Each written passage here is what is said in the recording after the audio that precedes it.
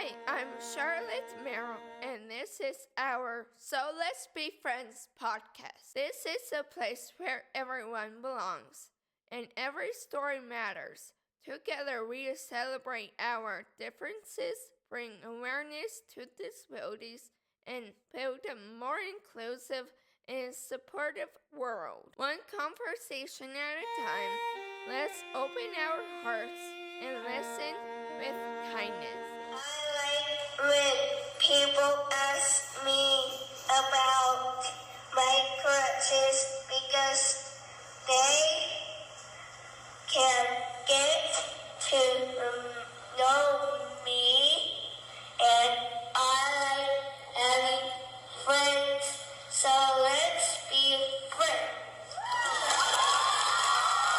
This life is beautiful, and you are wonderful. Hi, friends, and welcome to So Let's Be Friends, the podcast where we believe that every person belongs and every story matters. Today's episode is really special. I get to talk with two amazing people who helped others every day. My speech therapist and her friend, a physical therapist. They both work with individuals with disabilities, and they believe deeply in inclusion, independence, and hope. Whether you are a parent, teacher, or friend just starting out in the world of advocacy or disability support, this episode is for you. You hear stories, advice, and encouragement from two professionals who have helped so many people find their voice, their strength, and their place in the world. So let's be friends and get started. I hope you enjoyed the second part of me interviewing my speech and physical therapist. What role do speech therapy and physical therapy play helping people live more fully and independent? I think we just have to also be the advocates for people. We were talking about parents being the advocates, but I think we all have to be advocates, and we have to also not just teach people how to be independent, but teach others around us to help people be independent. So it's not inclusive of just the family or the person or the PT. Like, it is really educating the world on how we can make everyone inclusive. When you say that, it made me think of Mary again, because she's been a huge tool or a huge family support. I've heard. But she drove the distance, and she came up to one of my IEP meetings and showed me how to advocate in a meeting, and showed me how to teach exactly what you said, inclusiveness. So she didn't just leave it to me and guide me what she was doing, and I wasn't getting anywhere. And then part of it was because I was quiet and shy and just listening to all the people that I looked up to in the circle that were the bosses, I felt like. And she showed up and she sat at the table and she helped me gain a voice and taught me how to do that. And That's awesome. And she worked on the accommodations and all that. She really helped them understand, and her being older and wiser, and when I say that, she'd been doing it longer than I was, and longer than a lot of the others, and was able to share experiences and things, and why we're aiming for inclusion. And it was just, so when you said besides just the parents, I really appreciated when she did that.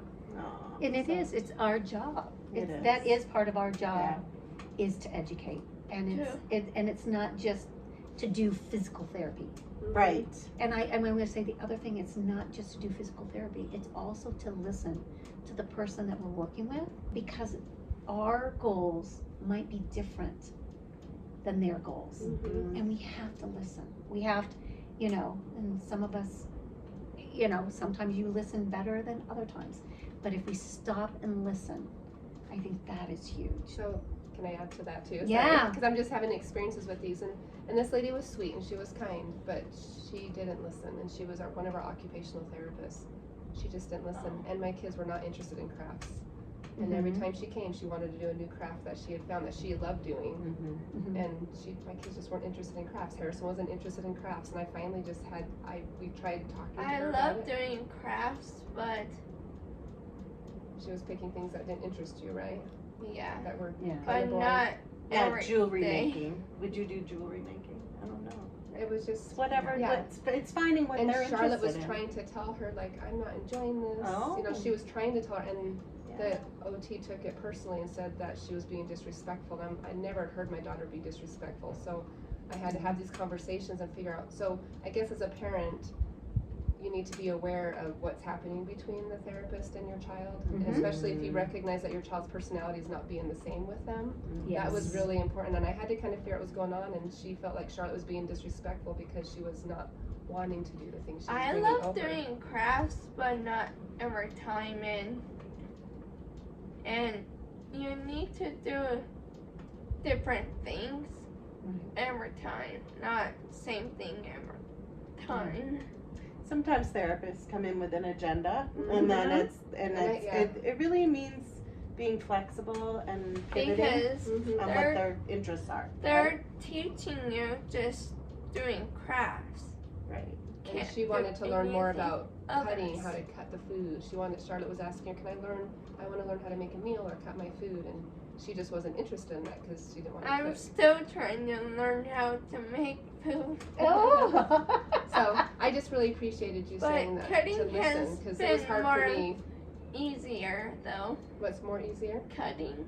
You're learning because she got an adaptive knife that was more of a rocker, The rocker knife? Mhm. Yeah.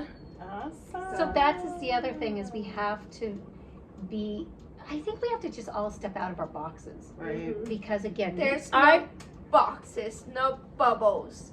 She Right. says there's no boxes. She says step out and kick it away. She doesn't like boxes you don't at like all. the box. Yeah, But I that's like and that. that's true because we have to be out.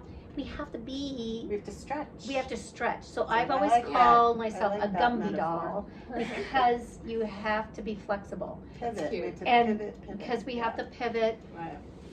So as a therapist in the schools, I have to coordinate with the administration, with the custodians, with the special teachers. I need to make sure that how I interact in that school allows me to provide what I need to provide for those kids and to be the self-advocate. Because if I put a division between me and the principal because I'm just going to do things my way and if I don't work with people, then I can't be that advocate, and I can't. Because they have to trust you. They have to trust me, and the other thing, everyone has to trust. And so I've got so much. I can get a lot of things accomplished because I work the system. Yes. You know, I've said that a lot. You have to you work work the yeah. system, and you make sure everyone feels valued. Mhm. So that at that point in time, Yep. you can hit your agenda, which might be advocating for the kids. Yep, and that's why. Yep, exactly. But that's why I say you value the doctors too, and make sure they feel valued and that you That you appreciate their have knowledge to. when you partner with them. You don't just get upset about things. Yeah. No, Yeah, I like So how you said that. That's You gotta value tricky. them. That's a tricky one. How important is family involvement in the progress you see? I think we talked Yeah, about they that. say It's they huge. roll and everything That's- together. They're Yes. part of the team. We Yeah. spent a lot of time Yeah. talking on that one. Yeah, we did. I don't. You can't take them out. of You that can't take equation. out of the equation, and I think you also, again, though, have to give the family, like if you're working in the home, especially, you need to really find out what the goal of the family is too. Exactly. Mhm. It's not just your goal, but what's the goal of the family, and what's the overall vision that people have, and then from there work towards those things, and the parents can then, or the family can then support you better if you guys visions coincide and don't clash. So I think we're going to be cooking soon. For speech, doing some cooking. My wheels are turning. Ooh, It's language. It's language and sign following language and directions. cooking. Yes. And Yeah. baking. Oh, well, yeah, yes. we're going to have to start looking at that. Perfect. We'll have to- You guys are gonna have a bakery. Uh-oh, she just announced it to the world. Oh no. No, it's okay. It's good. It's good. What would you say to a parent or a caregiver who feels overwhelmed or unsure of where to start? I still say, I think you need to get started, but look for people that are going to support you. Really look for that support, because you're going to need it from day one to day thousands, because things are going to change throughout the years. And I think you just have to find people that are going to support you. And I think that's the biggest thing. And it's from, like we talked about, the medical, other families that are going through the same thing, organizations out there that have, parent advocates out there, or people that you can go to that have gone through the same thing. So just never be afraid to ask. There's no stupid question. And you're not alone. And you're not alone. Right. And a good place to call, just so people know, is Raising Special Kids of Phoenix. Yes. I think that, and you can just even Google that, Raising Special Kids. But I wasn't aware of anything in the beginning. And when I kept being told that my daughter would just grow out of it and that was all I knew, I was grateful that my support system was my sister, who was becoming a nurse and going through school. And she's like, Anna, she's not going to grow out of it. Everything I'm learning right now, we need to do something. And so she encouraged me to drive down to Phoenix Children's Hospital, and I did. I literally walked in because I didn't know who to call. So when I just went down to visit her the next time, I went over to Phoenix Children's Hospital and basically carried her in, this floppy little lethargic girl at 3-4 years old, and just said, I need help. I don't know what to do. And they started me with a social worker. And then from there, they were able to progress me through, because my primary care doctor that I had at the time up here wasn't sending me to any specialist, wasn't moving me forward. And so my primary care ended up being set up down there. I drove for primary care, everything down to Phoenix. And you're still driving down there. Yeah, and that's where my support system you is. know where it is, yeah. So now with having CRS go away, we've had to revamp all that, and I finally found a primary care doctor up here that we trust, that so far we're doing well with, and I'm very excited. So things have changed 20 years forward. 20 years, but But you do need to find that support system if it's your sister who knows to just encourage you to go get help. Right. And to not just keep thinking the doctor's right, that she's going to grow out of it. So I can't believe that was me. that was you. Yep, and now you're standing and look up at straight. you here, right now. And what did 21 doing a podcast. Yep. And what did that first doctor, I told you that story, what did that first doctor tell? So one of the first doctors I ended up getting just turned me sideways. And do you remember what, I've told you that story? I walked in, this was after she was about 5-6 years old, and I was working on teaching her how to crawl. Is this it? Remember the doctor said you would never what? Oh, okay. The I'm doctor gonna said word they stories. will never walk, right. talk, or Even get married. even get married. They jumped to that. I had a doctor, I said, I got her up on her hands and knees. I was so excited. She was like 4 or 5 years old. Since I can do that, I'm walking, I'm talking, And I she can likes get boys. married. And you like boys.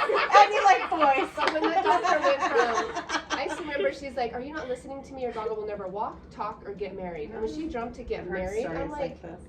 she has no idea. Somebody might want to marry my daughter in a wheelchair. I was okay with her saying she may never get, because I didn't know the future. I had no idea. I was just excited someone was looking at my kid knowing there was something wrong now. Right. But when she said she'll never get married, like, I don't know why that just, so that's when I picked her up.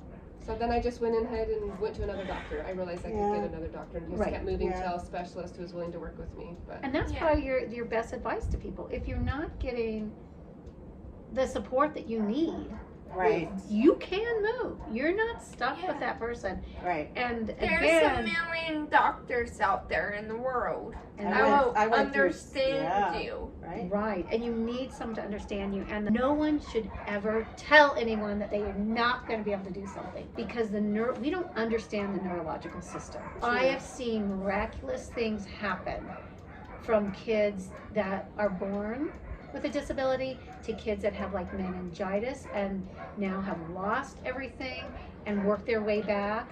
And, years later, things that I was like, I don't know if they're going to be able to do this or not. They're doing it. And so the neurological system is amazing. It's still and repairing. You have repairing. no clue if it will Right. ever stop doing it. And I would say it really never does. The fact that you're doing math now, that's part of that memory. That's part of different synapsing And a in new the language. brain. Math is a language. It's like And a new so language. don't ever tell someone they can't. You might tell them it's going to take a lot of work and we're not sure when it's going to occur. Tell But them your faith. Yeah, go ahead. don't take away a person's hope. What's your quote that you love to say that you remind yourself all the time? Forward is forward no matter the pace. Yeah, as long as she's Perfect. moving forward, she's okay. I have lots of favorite quotes. You should be along the ride with her on PT. That would be a good thing to say to kids that are working on motor or Yeah. anything. Yeah. Right? She reminds herself that all the time. Yeah. And I think we all have to remind ourselves that. Yeah, as long as You we're have making to improvement, we're Yeah. okay. As long as we got 1% even is good. What should families look for in a good therapy team or inclusion or inclusive program? Go first. Well, I think we talked a little bit about that. I think it's a multidisciplinary approach. And that means not just one therapist or one expert or one medical person. It should be a team effort, and that's where we come in. We talked about advocating. We have to put in that extra behind the scenes effort, if you're a therapist working with a family, to make sure that that's happening.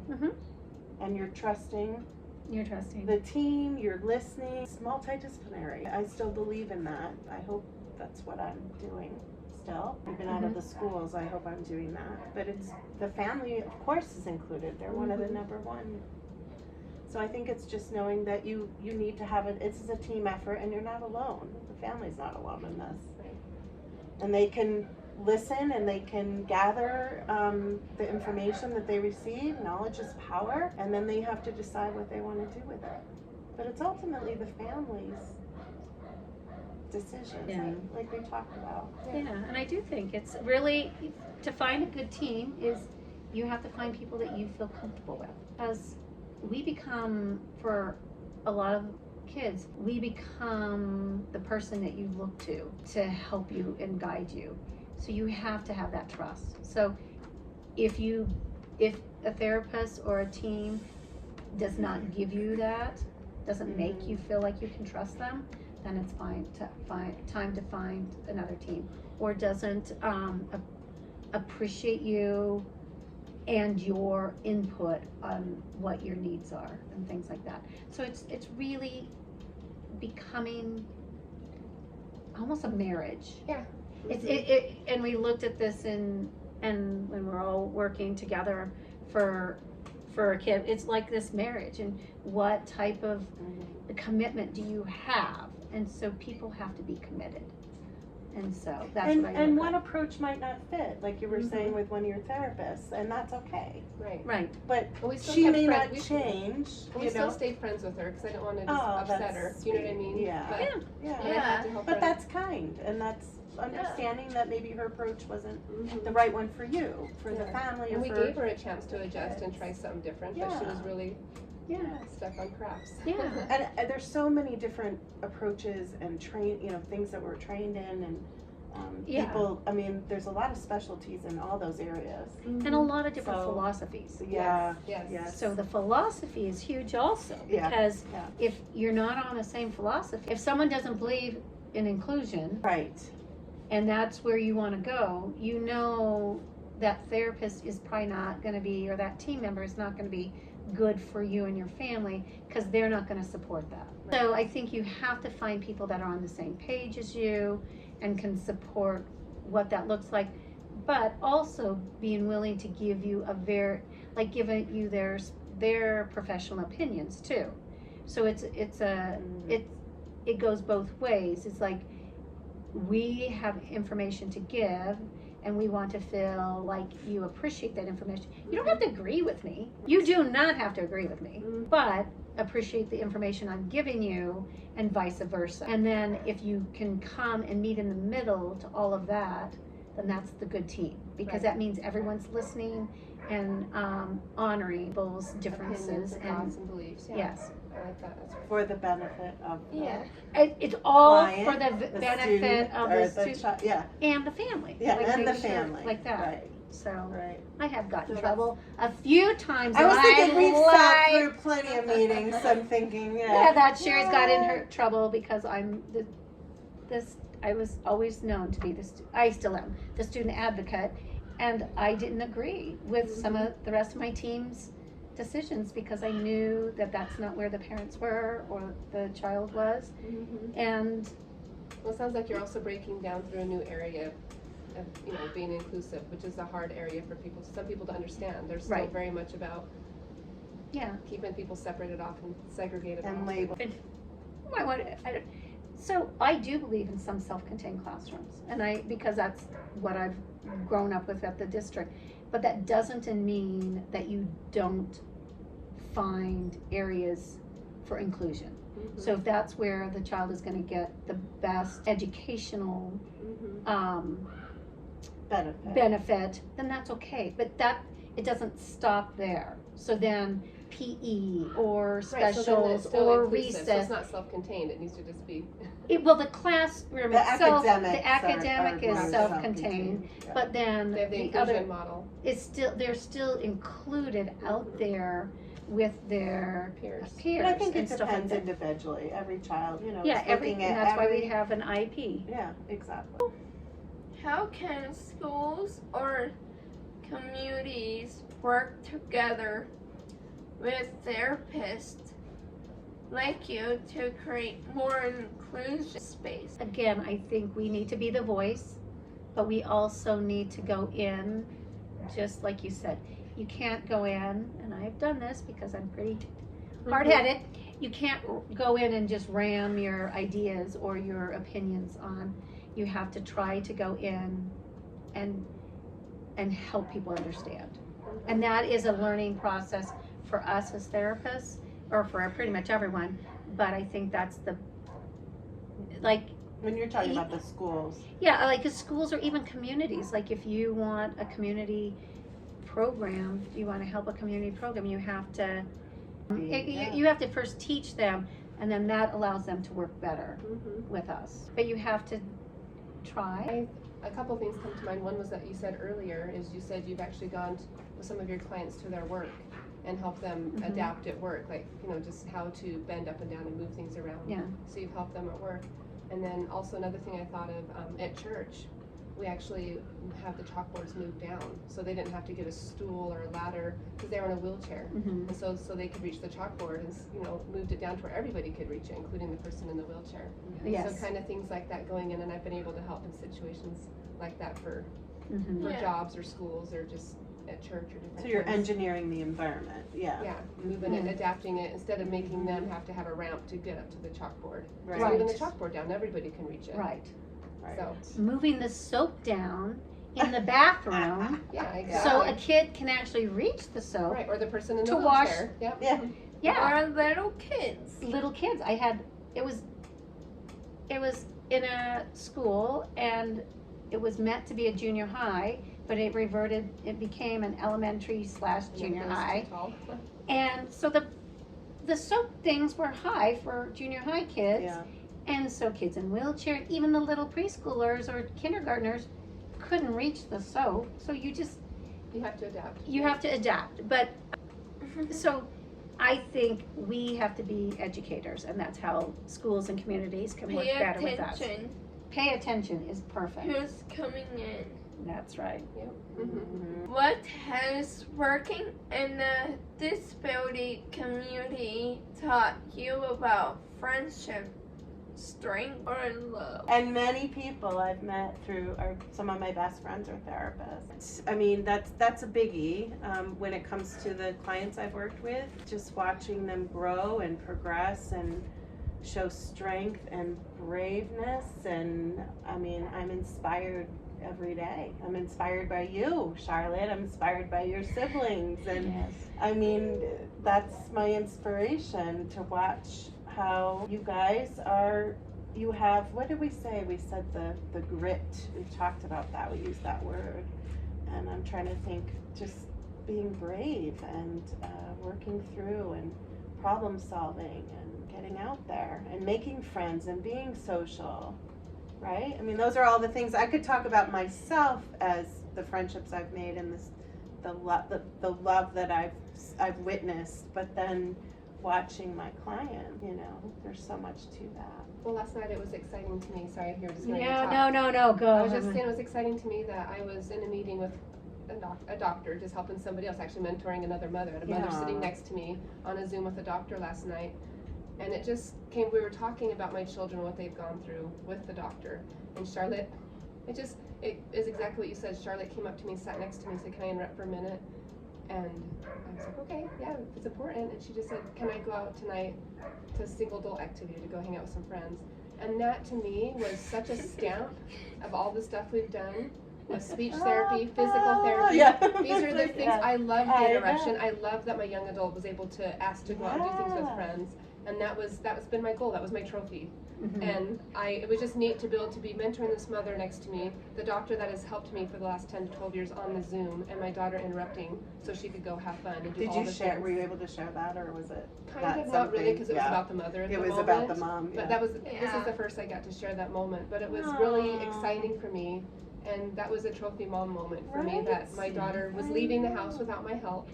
A friend was picking her up and they were going off to go have a good time. I'm not even sure what you guys did last night because I haven't got a chance to talk to you about it, but you came back so excited and had fun. But what did you guys do last night? We did line dancing. Oh, that's up my alley. I love to dance. And were you able to do line dancing? That's pretty physical. Kinda. It's a lot of movement. Footwork. A lot of footwork. A lot of balancing. How'd you do? Fast movement. Fast movement. Did you fall at all? There was a couple of moments where I was gonna fall. You needed a David Spade. Yeah. I got you. That's awesome. That is actually. I'm never gonna David forget Spade that. Caught her I'm one not day. gonna We'll have to forget tell that. that story another time. So, Did anyone catch you last night while you were dancing, or how did you not fall? You caught your own balance? yeah. Good. And that's all practice from physical therapy, right? Yeah. So like, that was huge kudos Yeah. to therapies and therapists who helped her to get this far. So that's what that was. Yeah. I'm so proud every time when I losing my balance. Like, oh no, I'm gonna get hurt today, but nope. She catches herself. That's awesome. You're pretty brave. Or there's sometimes when I trip fully off the concrete, the sidewalk, and totally miracle. There's a lot of miracles. She falls a lot, but she's learning to get her balance and catch herself and get the processing is starting to happen that she didn't have before. That's great. I can't remember the last time my major fall. Well, her major fall was about just over a year ago or so, right? She was running on the track without crutches, and she crashed so hard, and she's had over 12 sets of stitches on her face. Oh my But- gosh. But what happened this time? Normally she face plants because she doesn't process quick enough to get her hands out. Okay, Protective expenditure. it's Hey, an Sherry. amazing, incredible moment in my life. Won't forget it. I'm in a college play, and that time I was in our town of North and Pioneer College play, and I was gonna perform that night, and also on that day I was doing a track with the Special Olympics, and I ran, and usually I land on my face when I fall, and it's usually an ER visit. And then- she's getting concussion. and then after I fell, during when I was falling, I was thinking quickly in my head, oh no, I will miss the play. Oh. And yeah. What happened? Where did your Well, hands? that will go away. But you know what?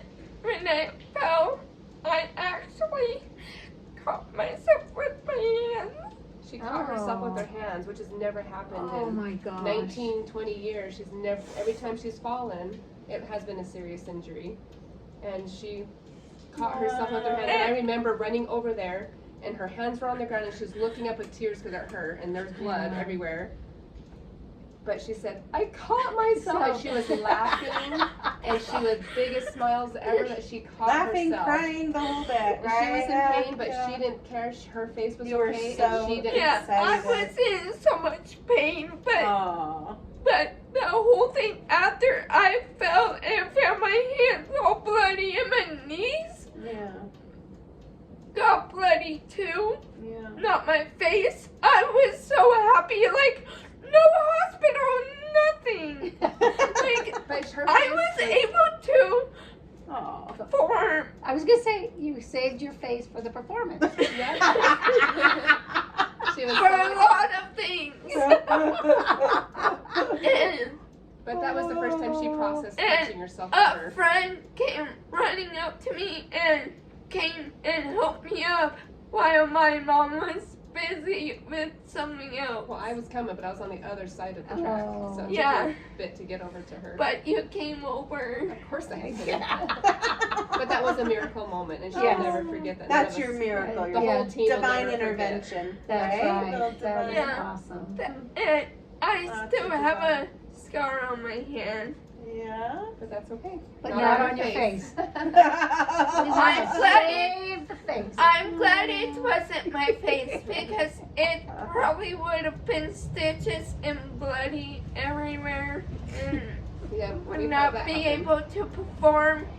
But I was able to perform and do everything else that I planned on doing, She did amazing. but with in pain.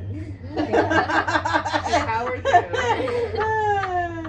All right, let's finish up the last questions. Go ahead, number. That really got me. It really got me too. You made all of us cry. Why do you believe? Why do you believe inclusion is something everyone, not just professionals, should care about? Well, I think we all need inclusion, and it's not just for disabilities. I think inclusion, it takes on a whole different meaning. It really is about including everyone and allowing everyone to do what they want to do and things like that. So it doesn't start and end with just disability inclusion. It really is about including everyone, no matter what it is. I don't know. I think, I think we need to love and care and want everyone to feel a part of a community, a part of a family, a part of a school, whatever it is. And to me, that's inclusion. It's not just inclusion at the school level for kids with disabilities or inclusion in the workforce with people that have challenges. We all need to feel included. And that's what she says on this podcast a lot. Love one another is everybody. It is everyone. Everyone happier and inclusion. healthier. Nobody's left out. Yeah, inclusion really spans a bigger. No, Under- exclusion. No Yeah. exclusion. No exclusion. It doesn't matter. Perfect. If you could share one piece of hope or advice with our listeners today, what would it be? The biggest piece of advice is hope.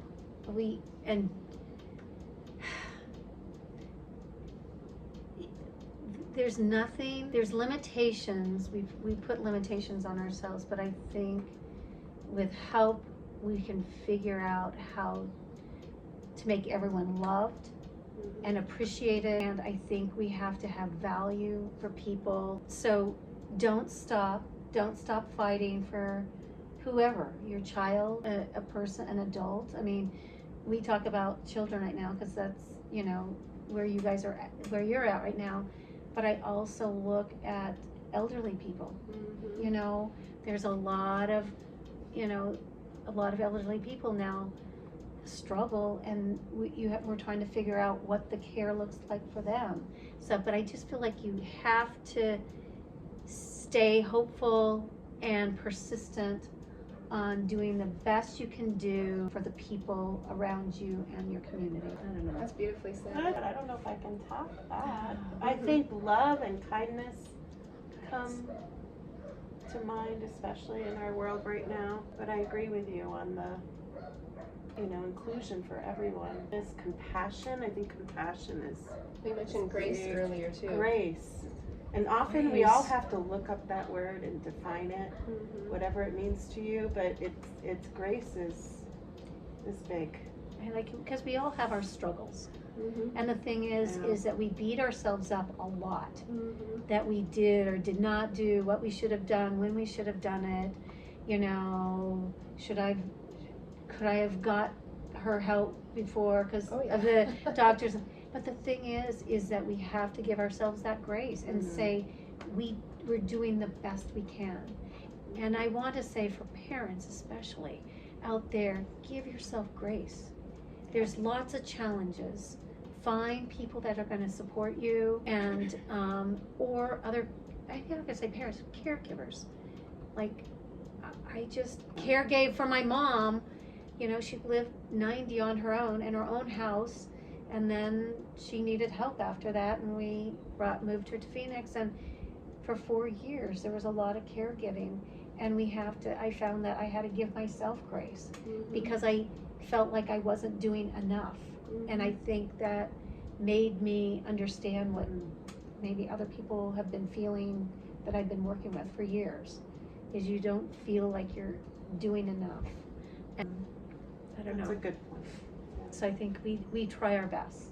I actually took a permanent marker one day. It's been about 5 years ago, and I wrote on my bathroom wall. It just says, "I'm enough. I'm doing enough, and I've done enough." So I don't keep beating myself up, like what you said. Like I should have started earlier with Charlotte, because I do. I keep, I question that all the time. So, I appreciated you saying that, but I had to write that with a permanent marker one But day. it's just so I never could too see the late. reminder. We also just reminded Yeah. ourselves that they're still making progress. They're developing, even at 21, Yep. even at 25, like my client. I Mhm. mean, it's never say Everyone's- never. There's no limitations. Everyone's learning, like Yeah. no matter where you are in life. We're all learning and developing. We Yeah. are. If we stop learning, We're in trouble. yeah, we're in trouble. Yes. If we all stop learning. Right. Last question. How can people learn more or connect with therapists like you in their area?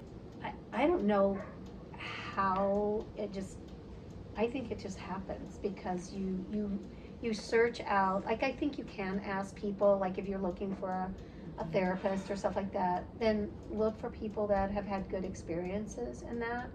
But again, different people are looking for different therapists. Like I'm a great therapist for all these people, but maybe one person we don't connect. So I think you have to find who's going to support you. So And have your same philosophy. yeah, so I think you keep looking. If the person you find initially isn't the right person, then you keep looking and you keep going forward, because I feel like I've provided a lot for a lot of families over the years, but I'm not the perfect person for maybe someone. Right. So There's different matches for different people. Some people might like crafts, and that would have worked perfect for their family. right, but that doesn't mean that therapist, or like if someone doesn't connect, that may not have a bad therapist. It just means that connection Wasn't a good fit. that wasn't a good fit. So I just think for every person, you have to find that fit. You have to find that fit. Let's try networking, right? Networking I think networking is huge. huge for. And if you don't know how to network, maybe like for Arizona, it's developmental disabilities, DDD. Yeah. Mhm. There's also raising special kids. That one is a Your- perfect site. Yes, RSK. but also your primary care doctor should have a lot of connections there, and if they Mhm. don't, You maybe hope. find a new primary care doctor. Yeah. They should have the connections and should know. But I have a lady in Detroit who didn't know where to go, so she reached out to me. So it's Aw. okay to reach to other people who are in your Exactly. situation. If you know of somebody that's been doing it for a while, don't be afraid to reach out to them, correct? And then, but from there, I was able to reach out to my DDD coordinator, disability coordinator, and then she knew where to find a list for that state online, and then shared it with me, so I was that's able to share it with that great. mother. So like you said, networking, just connecting. So don't be afraid to ask Yes. just another questions. parent, Yeah. another mom Another or dad, parent. Yeah. yeah. So I think that's a good way Community, to start how you church. said that. And then not everybody fits and connects, and you just got to find the right fit for your family. So, Mhm. well, thank you. I appreciate you guys. Thank you. Well, thank you. You're This has welcome. been wonderful, very It thought-provoking, was. and really touches my heart that It has touched my heart, sharing my stories too. I know With- it is. With a lot of friends and family that I've been doing the podcast with. And I think this is so important. When Joanne invited me to come up to meet you guys, I was honored. And then the other thing is when we started reading some questions of what the podcast might look like, it's like it really makes you excited for what the future has to hold. I really think it's so exciting because things have changed a lot in the 34 years Yes. that I was just working with peds. Thank you for sharing your wisdom and hearts. So let's be friends. Yay! Thank you. That was perfect. Aw. Thank you, ladies. That was fun. You did good. If you're listening, thank you for being a part of this. We are excited to share more stories and more truths and more love in every episode. Until next time, love one another, and like I say, so let's be friends.